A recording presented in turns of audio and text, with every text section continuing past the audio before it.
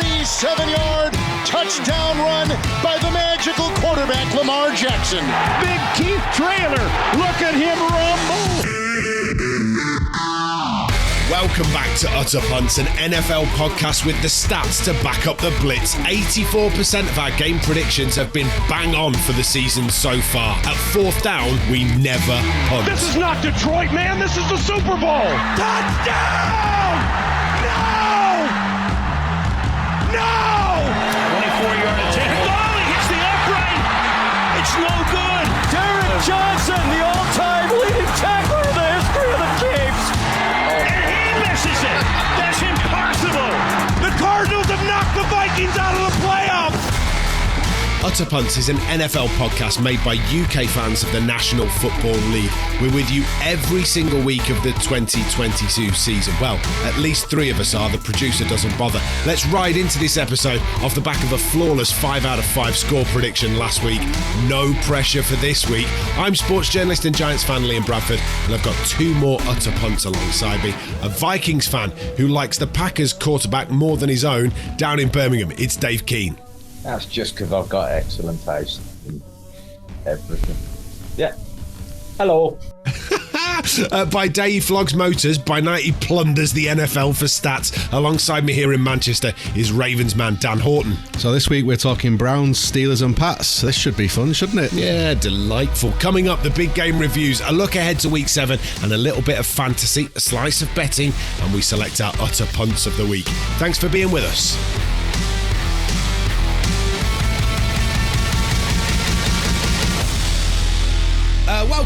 Welcome along to this week's podcast. Apologise, everybody, for being 24 hours late. We are very sorry that we are releasing this on a Friday morning rather than a Thursday morning. It was all down to my day job. It meant that I wasn't around last night. Instead, I was watching the magnificent Manchester United winning 2-0. So that's the reason that we couldn't record. And I think the other thing to point out immediately, gents, is we're producerless again. Do we even have one at this point? Would be my question. The Tom Brady of podcast production just doesn't turn up. Our fault. It is our fault though. We gave him the gambling bug, and now he just can't stop. He's never come back from Vegas. He's just never returned. I think that essentially what's happened here is he's realised that we do a perfectly good job without him, so he's just going to keep creaming the money off the top. All of these millions that we're making from making these podcasts, and he's going to run away with it all. He may have potentially landed us a pretty good guest for a few weeks' time, though. We won't spoil that just yet, but he may have just lined us up a decent guest to come on in a few weeks' time, which would be quite good. Yeah, looking forward to that if and when it comes off. So that should be great. Right, look, before we get stuck into everything else, let's go through headlines of the week, shall we? And I think it's probably relevant, considering the tone of this podcast, where we do like to sort of butt heads and tell people to not mess with one another. Let's talk about Mr. Kraft against Mr. Jones, shall we? Who's going to tell this story? Dan, do you want to tell it? Well, yeah, from what I understand, so there was an owners meeting this week where they weren't talking about sort of protection of quarterbacks. They were talking about Roger Goodell's new contract or ability to negotiate a new contract. And the voting went 31-1. The one against was Jerry Jones. And apparently in a bit of a heated exchange, he shouted at Robert Kraft, "Don't F with me," to which Kraft said, What? Sorry, what did you say? When you know what I meant? Don't F with me. And he was the only person that voted against it. And it was because there was no... He said the guidelines for the financial reward weren't strict enough or something. Is that what he's saying, yeah, Jerry Jones? So the direct quote is, it's all about the structure of Goodell's contract.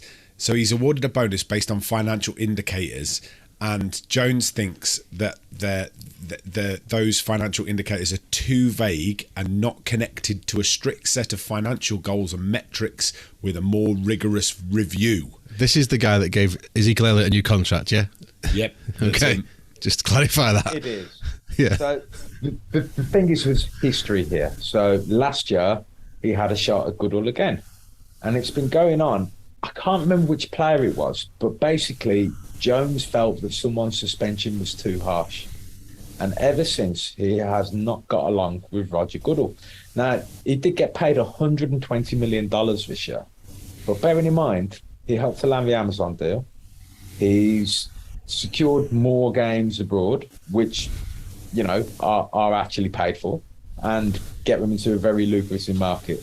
So regardless of how it's structured or how it's worded, what I would say is this: Roger Goodall is the shield of the NFL owners. Anything goes wrong, he takes the blame. Anything goes right, they get the credit. And in my opinion, he's a weather vane he's a lightning rod for the harm and the rebuke that comes his way due to the decisions that he makes, but he's just a front man for the owners. So essentially, he's got one employer out of 32 who don't want him to be doing the job that he's doing right now, and it's someone he's had a personal beef with for a number of years. Was it Ezekiel Elliott jumping into the Salvation Army tub? Was that the suspension that? Was that a few years ago, wasn't it? Was it that one? And he got 4 games. He got a 4-game ban, didn't he? And it changed the rules for a few weeks on excessive celebrations, I think. I might be wrong, but I think it does go back to that Thanksgiving game. I think it's related. It rings a bell. I can't guarantee that's what it is, but I'm sure someone will tell us if we're wrong. But yeah, it was related to a suspension that he felt was overly harsh. And bearing in mind, Deshaun Watson got 11 games for what he was accused of. Jones may have had a point if it was that. Yeah. Is it like a protest vote from him? Yeah. When you watch 31 other owners go, yes, that's absolutely fine. Is it just him being a bit of a punt? Yeah. I think it's him not wanting to acknowledge defeat in getting what he wants. I mean, let's face it, he normally gets what he wants. At the moment, he's not getting a Super Bowl. He probably feels like he's got someone to blame in the form of Goodall. He's also a master at keeping the Cowboys in the headlines, right? So his sort of whole propaganda all off season is let's keep the Cowboys at the top of the news feed, and he does a great job at that. And this is no different. Quiet news week, and here he is again, Jerry Jones, top of the news. He's already been nominated once for our Utter Punts of the week. I wonder whether we may see a further nomination a little bit later today. We will find out. I've got a quote for you, gentlemen. Simpler. Simplify some things, says Aaron Rodgers regarding what the offense needs to do at Green Bay to get back on track. This feels interesting. I mean, before we go any further, he absolutely went on to stress that he wasn't ripping the coaching staff's game plan following their loss to the Jets this week. But it sounds very much like he's ripping the coaching staff's game plan following their loss to the Jets this week, Dan. Yeah. Although the offensive coach is now doing such a bad job in Denver, you can't think it was his genius that they're missing. Is he not just digging out the GM and the sort of the scouts and the people that have brought in the players around him? Because Devontae Adams has gone, and they've got Christian Watson and Romeo Doubs instead, and there's just nothing really happening there. Doubs has made a few plays, but nothing like Adams' standard. And I think is he making a shout out that they haven't drafted a higher quality enough of draft pick that would understand a playbook and that would pick that playbook up quicker. That's what I think.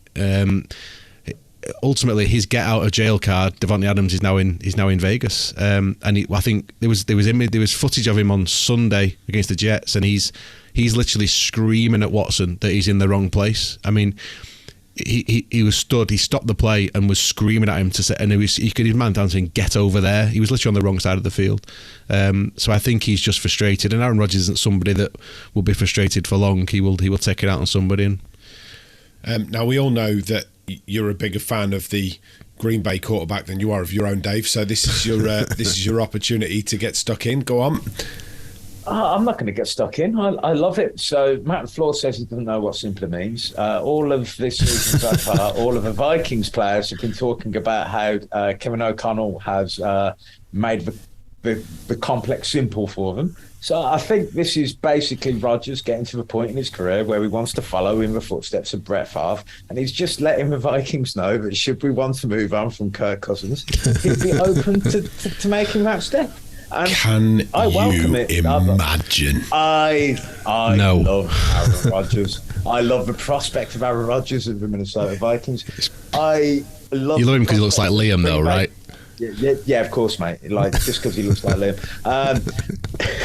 But I also love the prospect of Green Bay Packers fans hearing this and hating my guts right now. Oh yeah. Well, it's interesting. I mean, at the start of the season, if you remember our sort of pre-season picks, we intimated that the Packers were going to take a while to get their rhythm, and it may have given Minnesota a chance to get a lead on them, and it's exactly what's happened. Now, Green Bay will probably round into form, but how far away will the Vikings be at that point, and will the lead be unassailable?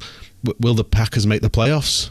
Is now a question. Their odds have dropped massively to even qualify for the playoffs this year. So they're going to have to figure it out quickly, very quickly, and I'm not sure they're showing much signs of it. And their upcoming schedule gets harder, not easier, because they've just had really their easy part of their schedule and they've made a bit of a mess of it. The Packers GM, whose name I'm not going to pronounce, Gutekunst, Brian Gutekunst. If I go down that route, then I will definitely slip into something else, which will mean that I'll have to do some editing. But there's been tension between him and Rodgers for a couple of years. Yeah. Even if it's not the Vikings, the fact that he now seems to be potentially clashing with his head coach, like, the sooner Aaron Rodgers leaves the Packers, the better. I don't think Love is going to be as good a quarterback. I don't care where Rodgers goes. I like the guy, and I kind of want to see him playing for a team that I don't despise. Fair enough. Dan, you've just mentioned a load of teams sort of stuck in the middle of the league, 3-3 and worse, and who of those is potentially going to make the playoff? It's a perfect question for us to finish the headlines on. Which of those teams currently stuck in the middle of the league on 3-3 or worse are actually going to make it through to the playoffs? I can see Keno grinning already, like ear to ear grinning, like a proper cheese-eating grin. Go on, what have you got, Keno? Well, I need something to happen, like in order for me to be proven right, and I like to be proven right. So basically, do you? That's never come across in any conversation we've ever had. That You've hidden that really well. That sounds like an opinion. It's definitely an opinion, a strong one about you, you big ginger, opinionated man. Yeah. So. I need the Panthers to turn it around. Division, which I fully acknowledge is not looking too likely right now. Now, we weren't going to bring this up again just yet, but considering you've gone there, I think it's opened the door for us, Dan. He did, yeah. The PJ Walker-led Panthers, the mighty Panthers, coachless. Yeah, rudderless ship. I like to think that Baker is basically just taking a little mid-season siesta while he's out injured. They're about to trade Christian McCaffrey to the Rams. Well, probably. They've already lost somebody else, haven't they? Was there not another wide receiver that's gone disappearing this week? Yeah, Robbie Anderson's gone. He got kicked off the sidelines, didn't he, on Sunday, and he's already traded to the Cardinals. But he was a big Matt Rule man, wasn't he, Anderson? They played together at Baylor, I think. So he might have just. That is possible, yeah. Yeah, so I think Matt Rule brought him to Carolina to have the role, and then since he's gone, I don't think he's been the most settled. But we'll see what we get out of Robbie Anderson. But yeah, I hope this runs and runs. I hope that all of a sudden they go on a bit of a run and give Dave a small glimmer, a tiny sliver of hope before they then completely cock it up and it disappears away again, just to watch his hopes rise and then be dashed against the rocks. Yeah, it could be absolutely magnificent. Which of the teams do you think? Too, brother. Yeah, told you I was in a spicy mood today. There's worse coming. What team do you think, Dan, going to make the playoffs of that losing record? There's a team that are currently 1-4 that I think might be an outside bet to make the playoffs, and it's the Raiders. The Raiders have got a good run game. They've got star players on offense, skill positions. They've got a good O-line. They're not very injured. They're quite healthy. And they've got a really good pass rush. Their schedule coming up, the Raiders, is the Texans at home, win. On the road at the Saints, win. At the Jags, win. Home to the Colts, win. At the Browns, win. At the Seahawks, win. V the Chargers, loss. At the Rams, win. V the Pats, win. V the Steelers, win. At the Chargers again, and then at the Chiefs, loss and loss. That'd give them 10-7. I think you're being generous that they're going to get through Jags and Saints. We'll see. They should win. worry, I think they'll be favourite for those games with the way they've Devontae Adams came out, and we're just going back to the simpler comment, and he said that the Josh McDaniels offense going into the bye week was like learning Mandarin in comparison to what they were used to. So if he's struggling to figure it out, and I've never met the guy, but he seems like a fairly intelligent human being. If he's struggling to work it out, you've got Darren Waller to come back. If Adams gets to grip of this offense, with Josh Jacobs playing the way he is, they could cause some real trouble down the stretch for some teams, and that's not a hard. I don't know what you're saying. Anyone can win and lose, but it's not a schedule. You think, oh God, they got 7 or 8 games lost. They should be favourites in most of those games, and at 1-4, I think they've got a great shout still. I had a look. Go on, Dave. Like, Sam wasn't actually just having a guess what the results would be. He was having a look in the 2022 Sports Almanac. Yeah, sorry. Yeah. My mate Marty. I've just met my mate Marty before we came over Back to here. the future, he goes. I can give you the scores if you want of what they'll be. I want the surprise, mate. No. I think the beautiful thing is that I've only just realised how much like Biff Tanner you look like, Dave. It's absolutely sensational. Yeah. Right, I had a look at the odds. Equal was genius. And I cross-referenced it with gut feeling and came out with 2 names, and they, funnily enough, I've already mentioned, are the Jags and the Saints.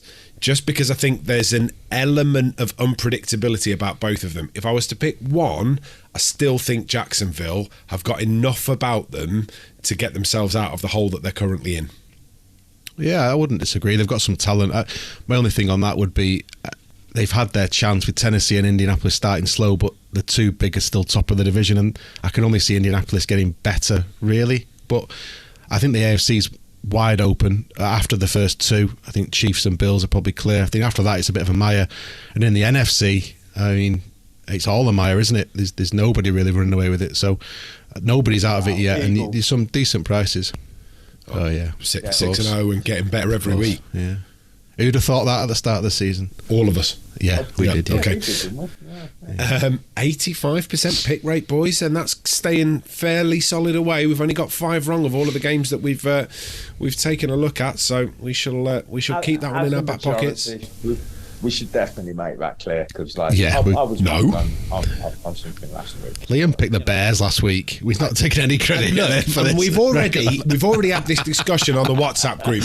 I cannot be held accountable for highly paid professional elite athletes being unable to catch a ball. Like, if your job is to catch a ball and you can't catch it, that's not my fault. That's your fault for being terrible at your job.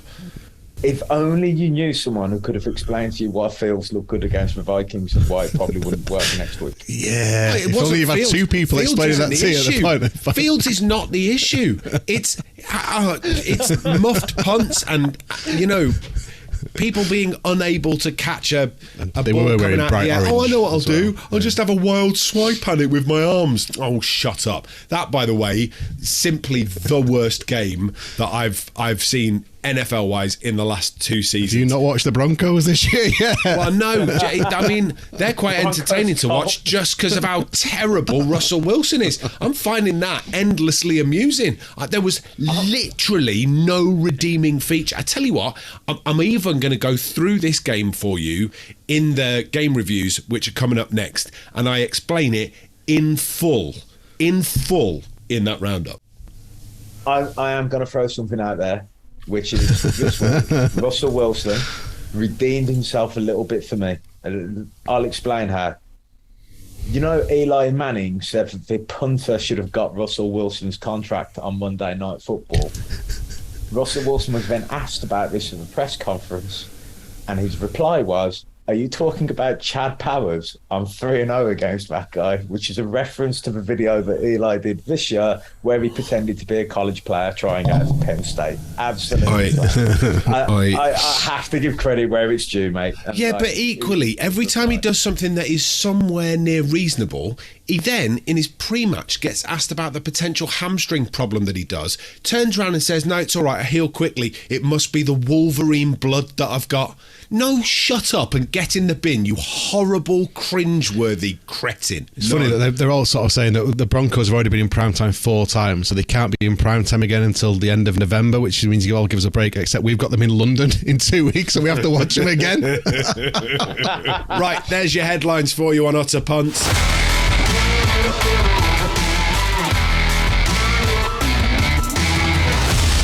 Time to take a look back then at last week, shall we? And what a crazy week again in the NFL.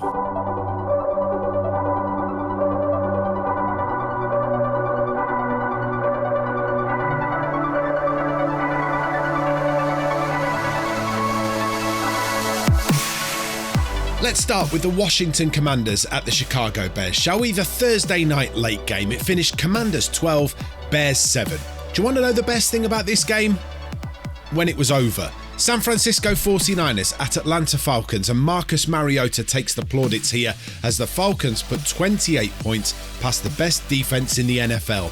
Yes, I am aware how banged up the Niners are, but Mariota found some intestinal fortitude and completed his first 13 passes and threw just one incompletion in the entire game, and that came on the final pass of the match. 129 yards passing, 50 yards rushing, and an offense that ran by committee. Absolutely brilliant in a 28-14 win. This was a banger.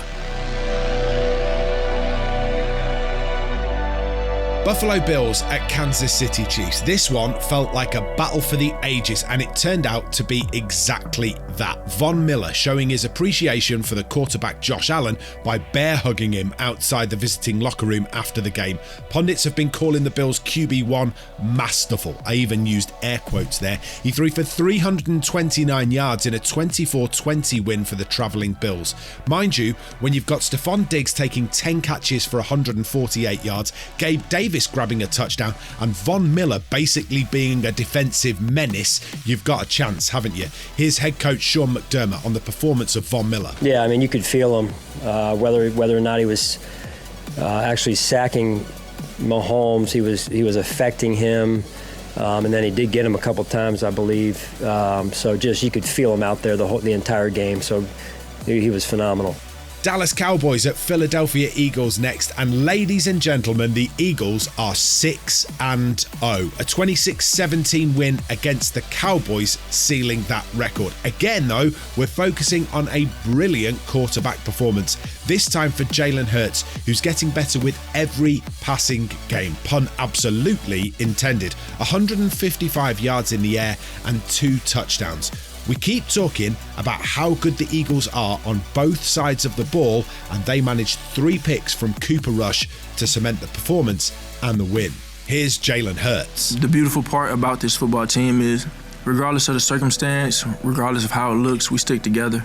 We've shown that throughout this first six-week stint. We just want to continue to grow.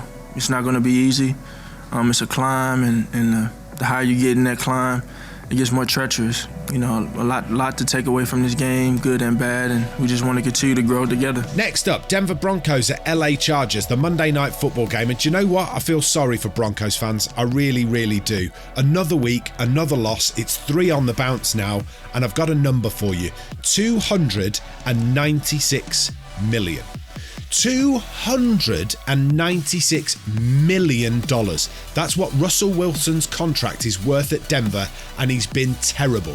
He's so bad that I'm talking about him and not his opposite number, Josh Herbert, who for the first time in 27 games, by the way, didn't throw a touchdown pass. Sometimes you've got to be reliant on your special teams, and the Chargers have Dustin Hopkins' 4 field goals to thank for a 19-16 overtime win.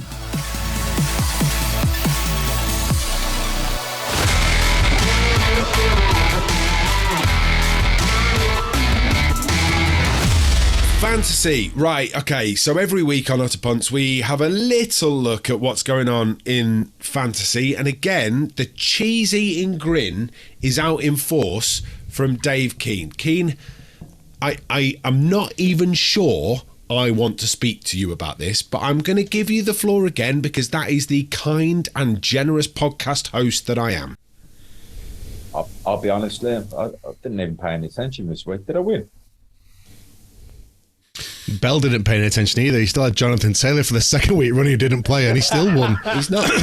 He's not logged into the app. In fact, I've not looked either because I thought to myself, I know who I'm playing this week. I'm in all sorts of trouble. Yeah, you're in pain. So I'm just going to go in and take a look at my matchup now. Looking at Dave's face, I've got to say I'm probably... All right, sign me out. I can't look. What a shame. You're playing me. I'm guessing you give me a panning, did you, Dave? Yeah, I'll beat you. I rested 4 players for you. Still beat you. Great. Superb. Liam looks very annoyed right now, talking of facial expression. It's like Aaron Rodgers thinking we should simplify fantasy.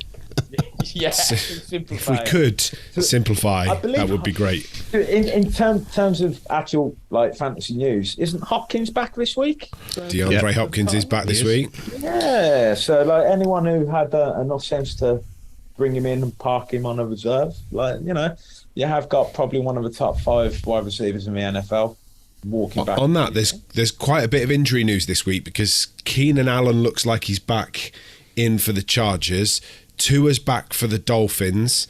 Kenny Pickett's back for the Steelers, definitely. PJ Walker will probably start for the Panthers again. Quarterback Bailey Zappi. Myers is back. Yeah, Bailey Zappi, who actually I need to talk about. We'll come to it in the Patriots preview, but I'd never heard of him before. Dave brought him up, and what a call that was, because he's had a cracking start. He'll stay in under centre for the Patriots as well. I've got a really important question to ask you both about Bailey Zappi, but we will wait until a little bit later on. So essentially, fantasy news this week is the same that we say every week, and that's check your lists about who's available and who's not. There are players coming back this week. You could end up in a position where you could bag a steal and steal a march on your fantasy league. So just pay attention to what's going on there.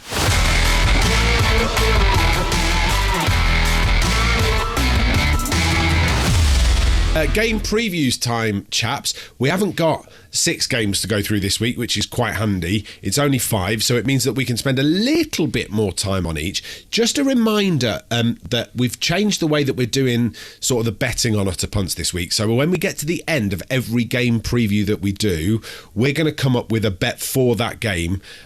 If we think there is a bet, that is, we'll give you a bet. If we think that it's not worth touching with a barge pole, then we will say exactly that as well. Don't forget, you can stay across everything that we've done by heading to the socials. That's Utter Punts UK on Instagram and Utter Punts Pod on Twitter. Before we go any further, Dan, you and I nipped to the pub last week. We had a very nice time at a place called the Nook and Broom in Bramall, and it's a proper NFL pub.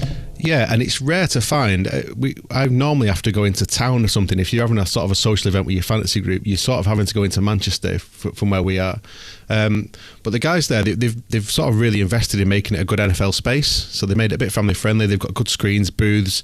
The guy Kitchen's in there, open for the early game. Kitchen's open for the game up to 9 o'clock.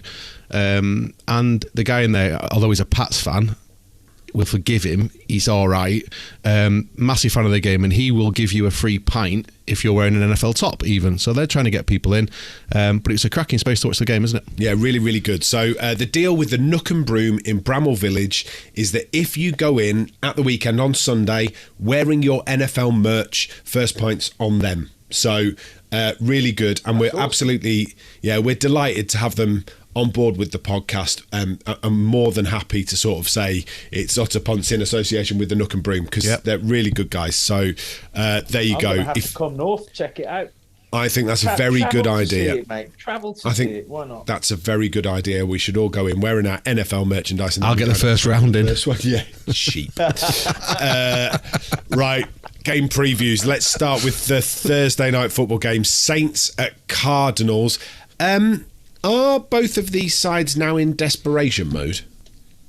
Well, yeah. I mean, it's hard work for both of them. The Saints, I think, will be disappointed because the Bucs have started slowly and they haven't taken advantage at all. They've just been so injured on offense. They can't get their full team out, and their defense, which was top 10 last year and was heading to be top 5, they were really confident about it. It has been nothing short of terrible. I think it's one of I think it's bottom 5 in the league.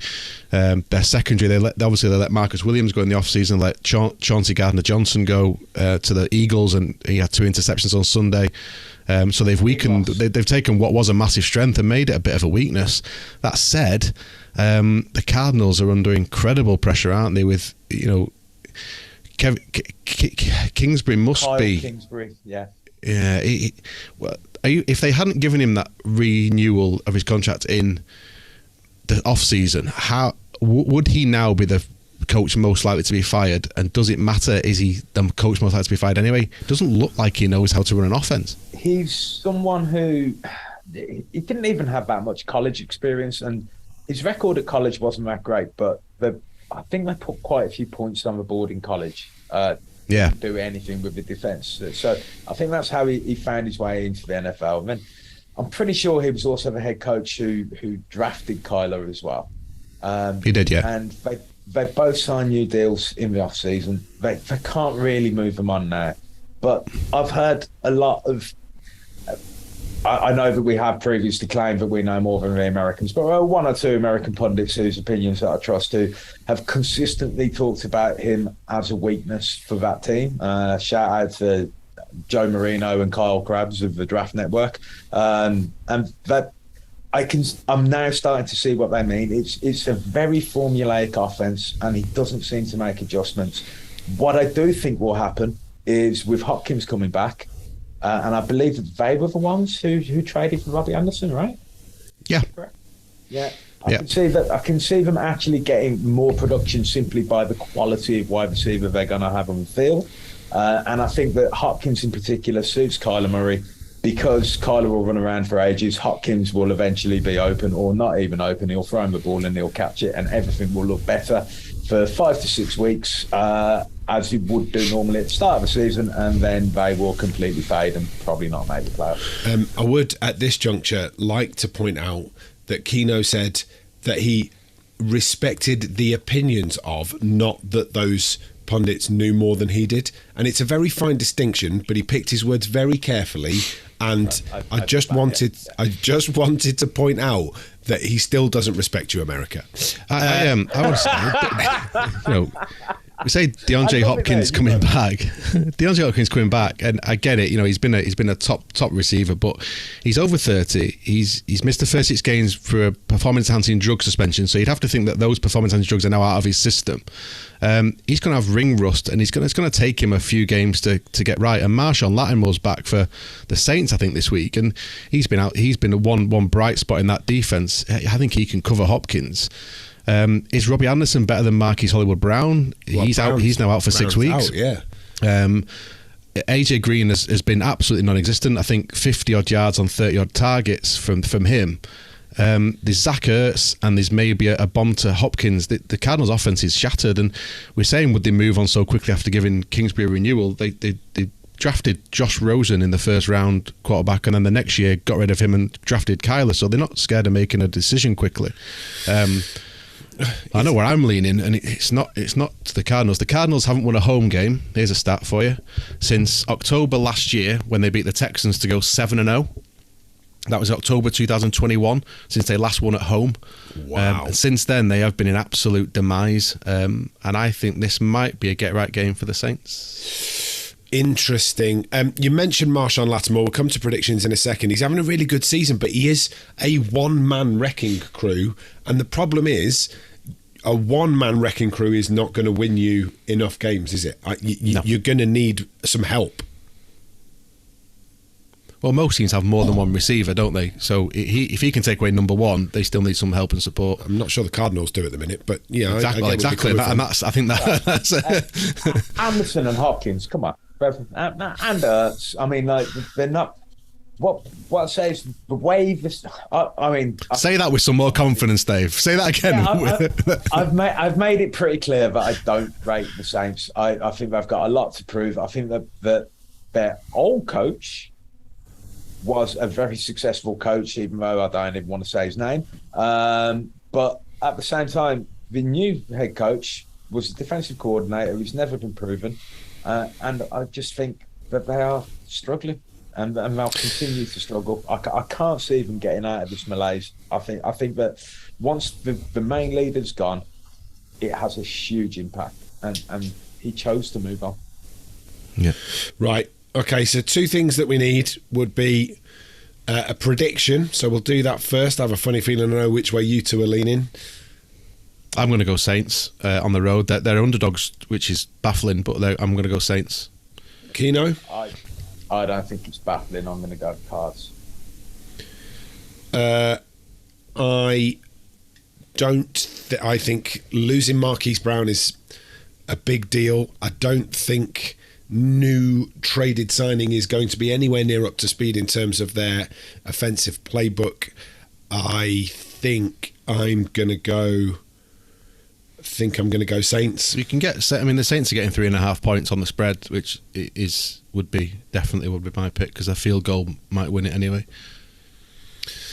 Right. Well, the prediction is that we've sort of lent towards the Saints, but it's a split decision. In terms of the bet, is that what we're thinking, or is this one to leave alone this weekend?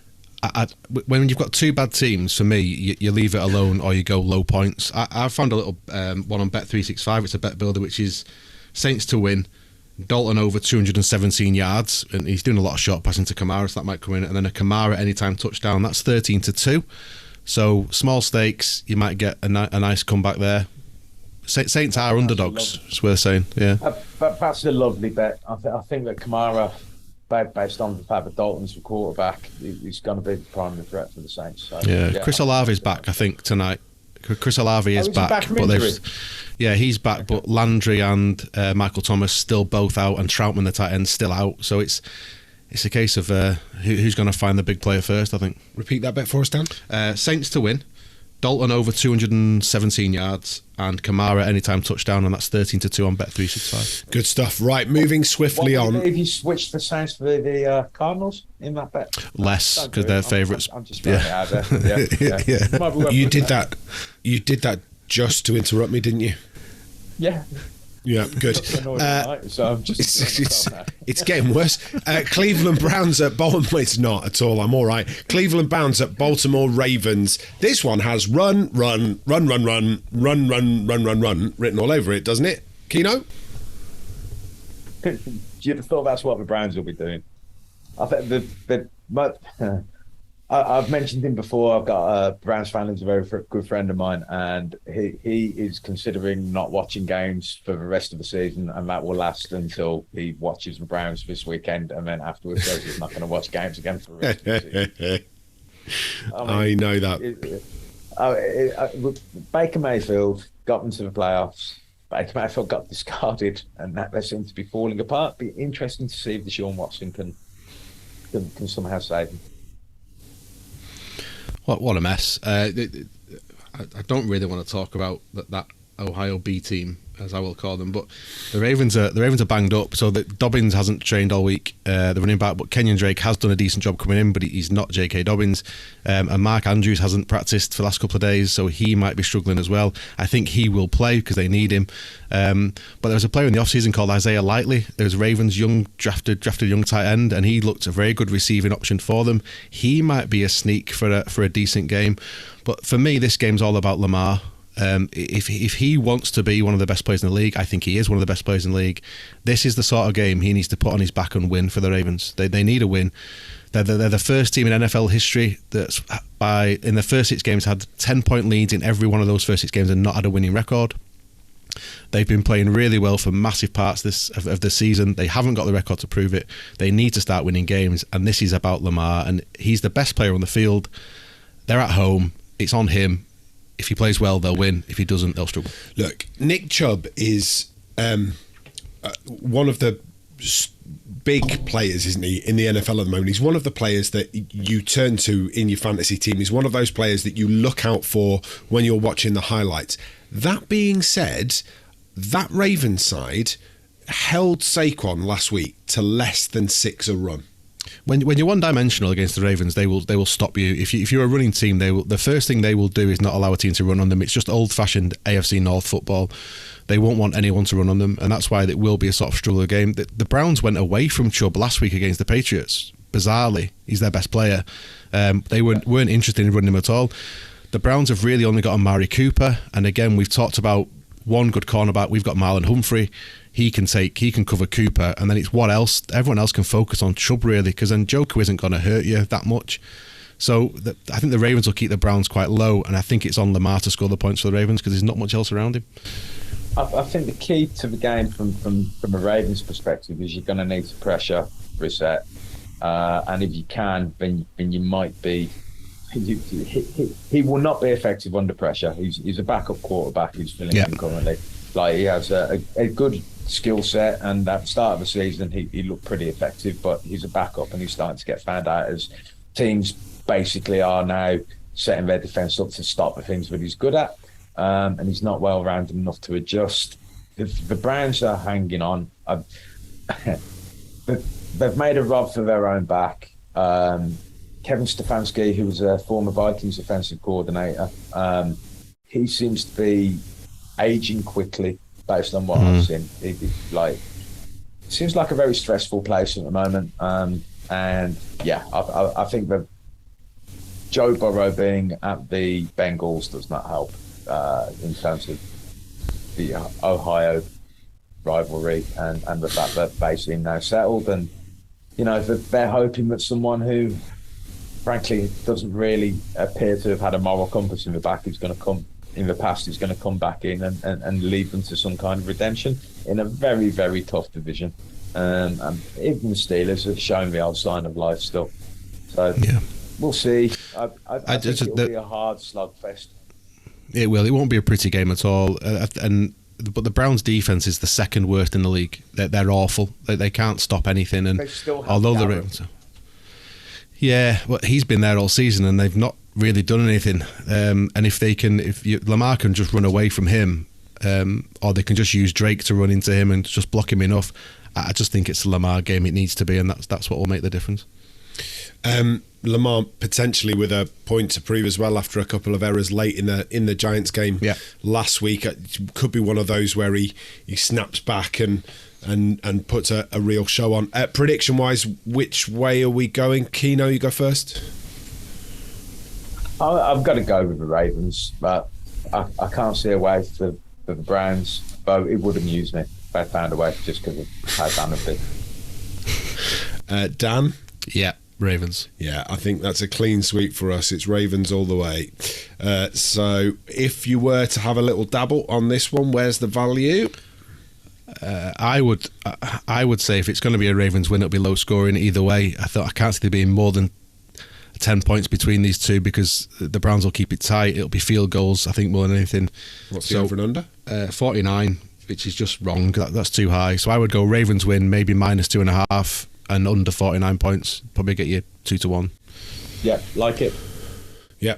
Agreed all round. That seems to make sense. Right, moving on to the Seattle Seahawks at the LA Chargers, not the LA Rams, as Dan decided to put in the group a little bit earlier on. I forgot there were two teams in LA, did you, Dan? Yeah. Yeah, absolutely. Right, this is the 9:25 game on a Sunday.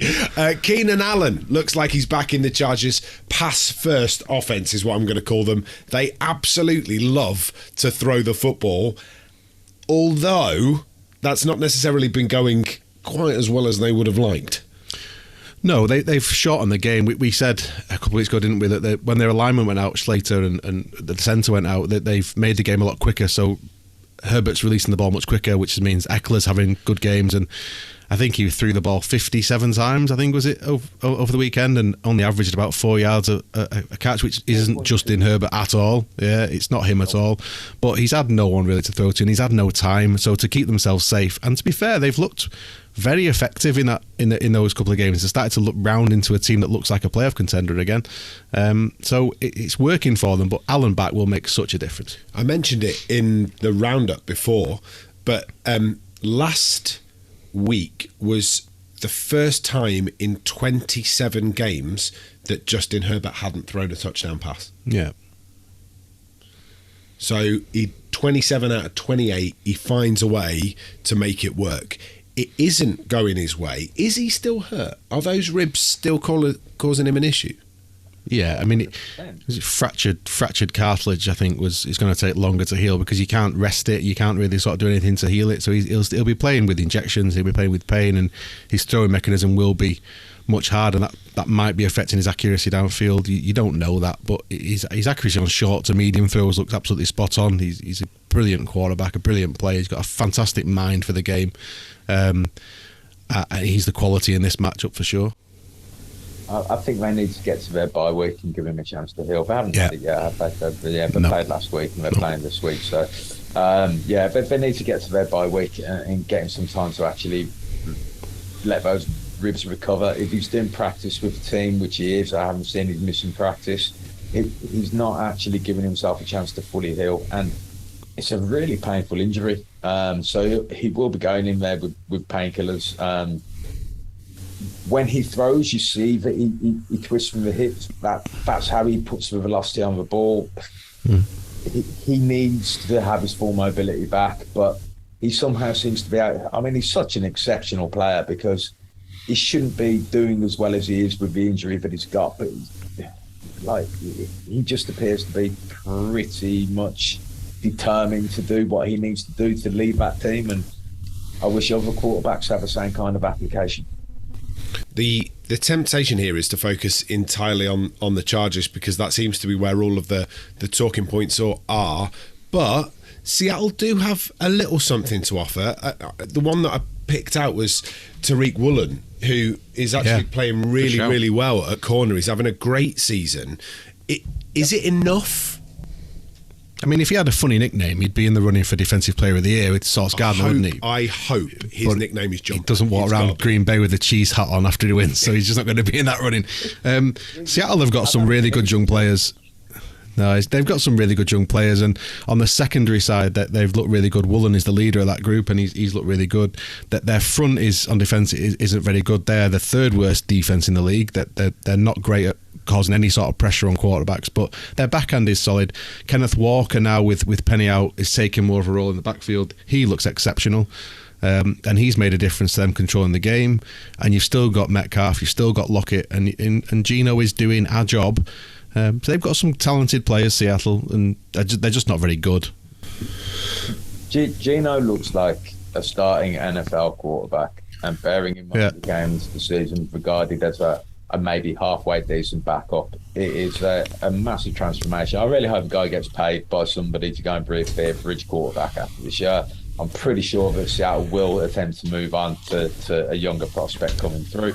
But if he carries on doing what he's doing, they might decide to keep him. And his market rate won't be that high. That would allow him to invest elsewhere within the team and stack it up around him. There's more than one way to get to a Super Bowl, and I think what they have done with Woolen is picked a player who was widely regarded as a great athlete, who was very, very raw, and quickly turned him into a centerpiece for their defense. It makes you wonder just how much unfair criticism Pete Carroll was getting over the last couple of years. Maybe it wasn't Dinosaur Pete. Maybe the issue was he was having to work everything around his quarterback to make it happen.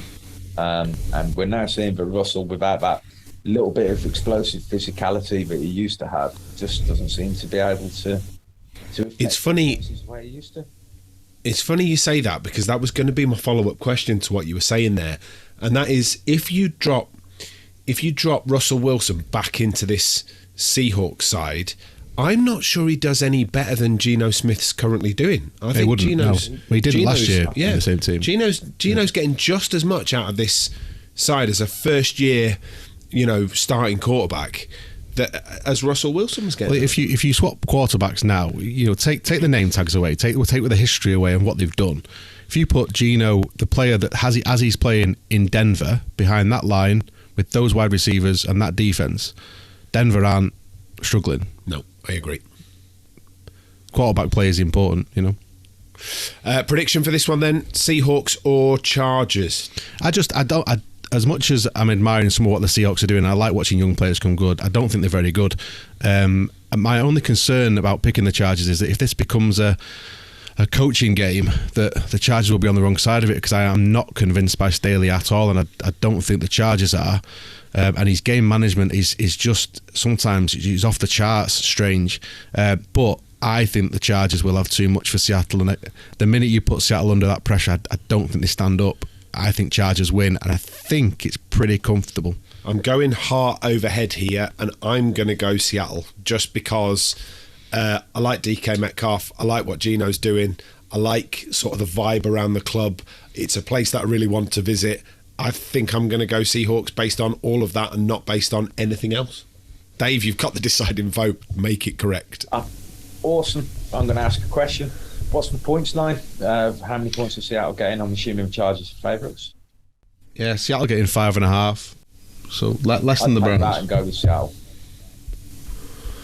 Wow. I think ultimately, I think there's every chance that Seattle could pull off the upset, but I think they will keep it close, simply because I think that Herbert is currently playing injured. He's not at full strength, and as you said about his coach, he's a little bit strange and might well let the Seahawks back in. So I just think that front, the Seattle front against Eckler is going to be a problem. I think they could just pick up first downs at will here, Chargers. That'd be my only. That's why I've lent the Chargers. But I think Dave's probably got a point that Seattle will keep it close enough, and if you can get some points and maybe go under on the total points, that might make more sense from a betting point of view. But my game, I'd still think the Chargers will win at home. So it's a split decision on this one then. We can't all decide exactly what that's going to be. I've gone Seattle outright. Dan's gone Chargers outright. Keno's gone Seattle, but with the points. I think I'd support Seattle with the points. I think I'd go with that. Right. So in terms of a bet, is that what we're nailing down? Seattle with the points and under? I'd just go Seattle with the points. So that's probably the bet for the day. But yeah, I don't think there'll be many points in this. We're actually looking at this for a bit of the treble as well, which we'll come to later. Cool. Right, finally, penultimately, Sunday late game is the Steelers at the Dolphins. Ooh. And look, the only talking point to come out of this game is that Tua's back. Tua's back's what, hurt again? Yeah, no, his back's fixed, but he's back in the team. Briefly until his back's broken again. 3-0 with him in the side, and they're going at 9 yards a pass when he's playing. The Dolphins are not just a little bit better, they are a much better side with Tua at quarterback. Yeah, and the Steelers are a much worse side without TJ Watt, and that leads massively into their favour for me. Plus, Pittsburgh are shit. Fair. So, against the Vikings of the weekend, the Dolphins put up 5 penalties in their first drive, 3 penalties in a row, took them out of scoring range to punting range. I think a lot of that can simply be put down to you changing your quarterbacks even within game, different cadences. Tua will be back. If Tua can get through the game, I expect the Dolphins to win comfortably. But I've got this little feeling he might be coming back a little bit too early. Oh, don't do this to us. Look, let's just talk about that Dolphins front. Jalen Waddle had a bit of a quiet spell after a blistering start. He picked up triple digits last week. I think it was about 130 yards. Tyreek put up 177 yards last week. And the Penguin and the Cheetah, as they're now being known, they're so dangerous. They're so dangerous, Dan. Yeah, and Waddle wasn't fit, so he had a groin issue for 2 weeks. So I think after one of the games, he played well last week. Then he fumbled late on when they were sort of charging up to sort of try and tie the game up, and he had a catch, made a move, and then fumbled the ball, which cost them massively. Fumbled? No, Harrison Smith took the ball off him. He did. He forced the fumble. What would you force the fumble? Okay, still a fumble. But I think him and Hill both fit with Tua. The Steelers, their strength is on their defense. TJ Watt's not playing. Minka Fitzpatrick's not playing. Cam Sutton's not playing. Who is going to keep track with these two in the backfield? They could absolutely smash the Steelers, and I hope they do.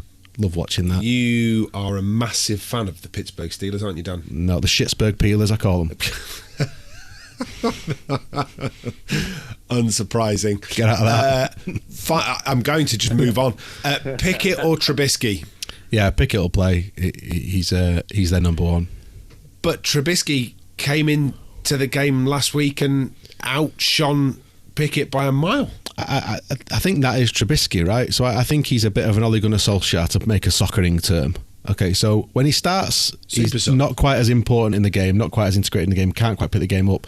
Throw him on with 10 minutes to go and he will make a difference. So I think when Mitch has got nothing to lose and he can just go at it, he's good. When he's trying to manage a full game, I don't think he's the same player. For me, this is the perfect combination for them. I would play Pickett and I would throw Mitch in every now and again if to keep the game fresh. That's what I would do. I'd have him as like a relief pitcher. Dave? You can't nod, it's a podcast. You have to speak. I get that, mate. Like, I was just taken a little bit aback by the fact that Dan came up with the exact same metaphor that I was going to use, which was Ole Gunnar Solskjaer, which basically means you only need one of us.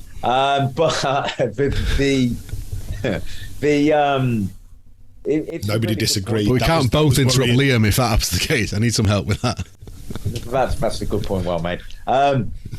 I think using him in that way, almost as a relief hitter, as and when if there's an issue with Pickett, makes a lot of sense, because it keeps Trubisky's market value higher than it would be if he never gets seen. And yet you're able to develop your younger quarterback while you're coming through. You may be in a position where you're in a really difficult division, so you don't really want to be winning too many games moving forward, but you want to be competitive. So I think it gives Tomlin options, and I'm interested to see where the Steelers end up in terms of their final record and whether or not maybe they are sliding back up the draft to take one of the top pass rushers who'll be coming out this year. I think this might be one of the unanimous picks for today. I'm going Dolphins. Dan's Dolphins, going. Yeah. Keno, you're going. Yeah, I've got to go Dolphins, but with the proviso that if Tua does get injured, it'd be interesting to see what happens. You love Teddy. I do love Teddy. I mean, I love Teddy to bits, but if he's not going to be practicing as a starter all week, it's difficult to come in as a relief hitter.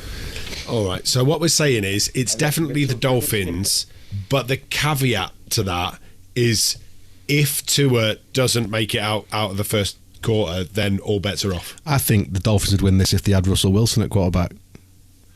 Whoa. Nope, nobody's going with that one. You're on your own there, son. That's how you're bad on your they own. are. I don't know what planet you're on or what you've potentially been smoking, but that is absolutely not the answer. From a betting point of view, I've just looked there that you can get over 22.5 points for the Dolphins at 10 to 11. So I think they'll score that many against this lot in the first quarter. Yeah, so that to me makes loads of sense. Although it is the later game, but I don't think it'll be a higher scoring game. But I think the Dolphins will score plenty of points. Right, moving on to the Monday Night Football game, and this one is, it looks great, doesn't it? It looks like an absolute corker. This, what a Monday Night Football game between the Chicago Bears and the New England Patriots. I mean, Liam's Bears. Wow, no, not Liam's Bears, definitely not. As you heard in the roundup, I couldn't even bring myself in the roundup to talk about it, all right? Essentially, I just couldn't. It was so terrible against the Commanders that I'm really struggling. So I've come up with one big question. You saw Justin Fields in a documentary. I like Justin Fields a lot. There's just nothing else. There's just nothing else about the Bears that has any redeeming feature. We're orange. I mean, it's a bit like, Dave, I like your beard, but there's no other part of you that redeems your character. And same with your head, Dan. I mean, it's just how it is. The big question that I've got to ask, Bailey Zappi. Right, this is the big question: is Bailey Zappi a really cool name, or is it a really shit one? It's a really cool name if he's good, and it's a really shit one if he's not. I prefer, because I got to know about Bailey Zapp, as I call him, because I only used to read his name when I was doing research for the draft, having a look at certain videos, and then I watched the combine and saw this guy who wasn't even talked about as a prospect, throwing the ball superbly at the combine. He was accurate. He didn't have a lot of velocity, but everything that he threw was accurate. All of the drills, even the wide receiver drills, Bailey Zappi was hitting them up. And I thought he's got something about him. And then Bill Belichick took him in the draft. I still think he's got something about him, but I don't think he's ready yet. I want to see Mac Jones come back in eventually, but Bailey Zapp will be a quarterback in the NFL, in my opinion, who is far more successful than where he was picked in the draft would indicate. It's well worth saying at this point that before we started this, we talked about sort of some players we were looking forward to, and Dave off sort of air did mention Bailey Zapp to all of us, and I wasn't. I'd heard the name but wasn't sure where he'd come from or what he's going to do, and he was absolutely right, and his sort of form there has picked up. So, fair play, Dave. You've sort of picked out an absolute diamond there. I don't know if he's improved the Pats or if they've just settled down a bit. I think they've gone more to the run. I think Stevenson coming in over Harris has made a big difference. He looks like a serious running back, Stevenson. Their line looks more settled, doesn't it? They're not doing anything flash, but their line looks good. They're running the ball well. Their defense has... What he does with defenses and defensive backs, Belichick, is just... the book he writes on training defensive backs will be an absolute bestseller, won't it? Because he's turning them again into a really good unit. And I know they've played a bit of a softer part of the schedule, but they've looked really good. I think they're capable of beating a really bad team. I think they'll lose against a really good team.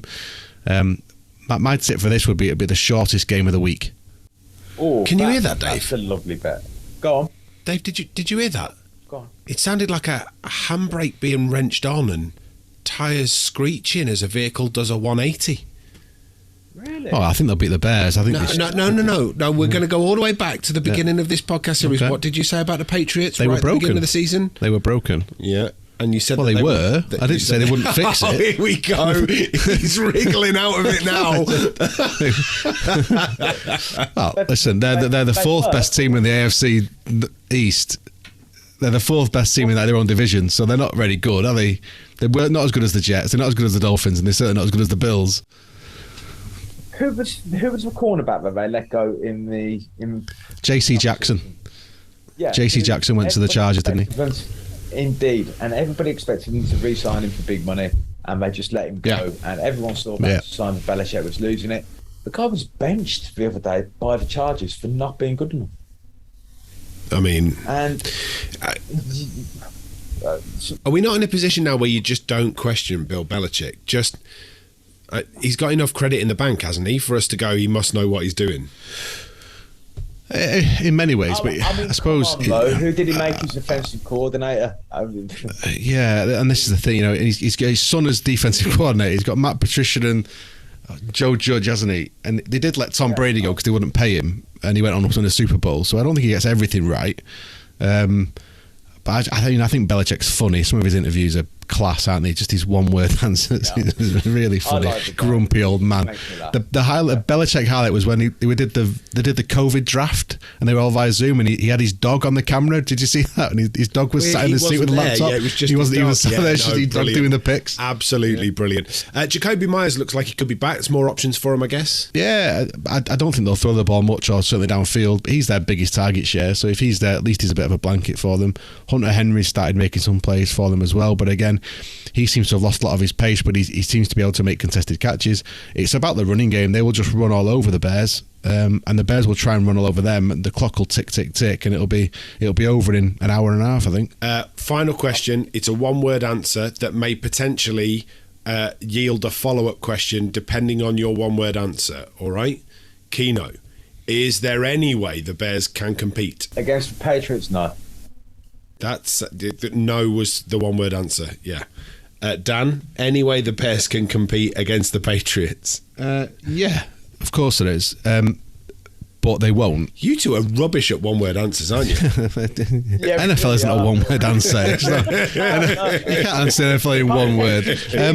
Listen, the saying is any given Sunday, right? So on any given Sunday, any team can beat anybody. But all we say is our opinion is that the Patriots are a much better team. They're at home.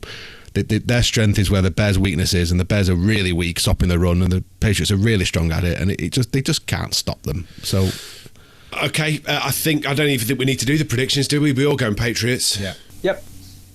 Yeah, Patriots all round. The bet, Dan.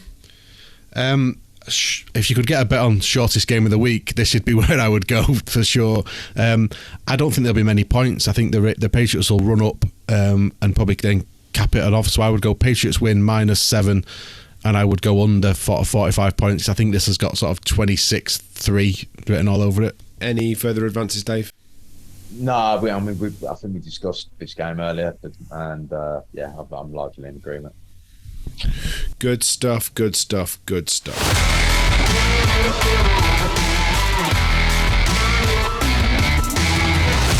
Right, so the treble for this week, which is an extra bet that we chuck in, which is only based on the Sky Games. We come up with a treble bet that we can give to you that might give you a little bit of cash in your back pocket for beer money over the course of the week. Which way are we thinking, boys? What have you gone with? So we've looked at it, and we're going to sort of leave up to you guys to sort of slide a bit. I got some feedback from the week, and really positive feedback. So even though our bet was wrong, the Bills game didn't get 51 points, 3 red zone turnovers. We won't go there. One guy messaged me and said he couldn't get that bet with his company, so he ended up backing both teams to score 20 points, and his bet came in. So he sent a thing saying thank you for sort of Falcons and Eagles and whatever. So that was really good. So we're going to sort of go the same way. So in the Ravens game, we've just gone the Ravens to win minus 3.5 because we think we think they should win that game. Mm-hmm. The other two we've gone under points. So in the Chargers Seattle game, we've set the line at 49.5, so under 50 points, which is 10-11. You can slide that up to under 54 if you want to make it safer. If you want to make it lower, more risk, you can, but we think 49.5 is a pretty decent number. I think we both see it about the same, Dave and I. And in the final game, the Steelers-Dolphins game, we've gone under 48.5. Again, you can slide that up to 53, slide it down to 45, but we think 48.5 is a decent number. That £10 on that pays £47. So we're going to go with that and hopefully just get one of these to land at some point. But my advice would be to slide it to where you're comfortable. Get as much protection as you want if you want to do that, but let's just let it ride. I quite like that, Dave. Yeah. The ability to sort of change your level of risk on the treble that we're putting on. Yeah, I mean, it's just one of those where what we don't want to do is, because obviously when they're looking to set the lines, and bookmakers are setting it on or about the line that they think is most likely, and there's various degrees of risk that you can take with it, but it all depends on your appetite for it, and other people will have much stronger opinions on these games than we do and might go even harder than that. But for me, we've tried to de-risk the bet as much as possible, and hopefully we can start to get some of these over the line for people. Beautiful stuff. At Utter Punts UK on Instagram if you want to stay across all of those. At Utter Punts Pod on Twitter, and don't forget to search us on YouTube. If you can share with a friend, if you're listening to this and you know somebody that likes the NFL, just point them in our direction.